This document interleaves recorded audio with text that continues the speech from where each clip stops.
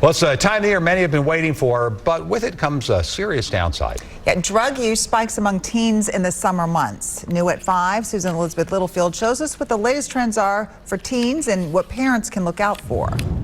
That's where the marijuana would go, and you would pack it and put it in there. It's not something anyone wants to talk about, but it's something that needs to be said, especially as summer approaches. The drug talk is key. Kids get bored. There's less structure.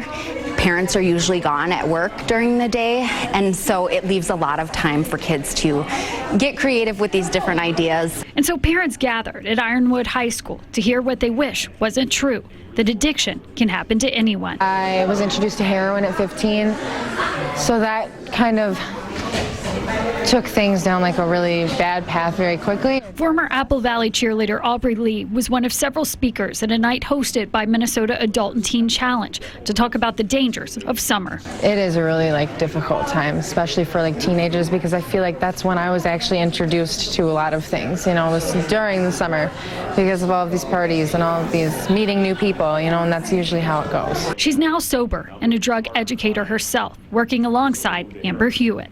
I have a lot of students who don't talk about smoking weed, don't talk about using drugs, definitely don't talk about drinking, but they are into vaping. Amber works with teens in schools and says vaping is one of the biggest drug problems she sees. They're already experiencing things like wheezing, shortness of breath.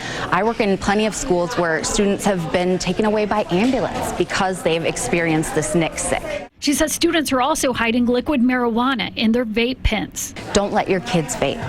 It's not a safer alternative. Another big takeaway for parents tonight is the crafty way kids can hide drugs in their bedroom, like say in a Dr. Pepper can, or inside of a book, or even in the bottom of a game controller. Reminders that problems aren't always obvious and to be in the loop and on the lookout. And even if it's uncomfortable, keep talking. Continue to do things like this, continue to educate the community. In New Brighton, Susan Elizabeth Littlefield, WCCO 4 News.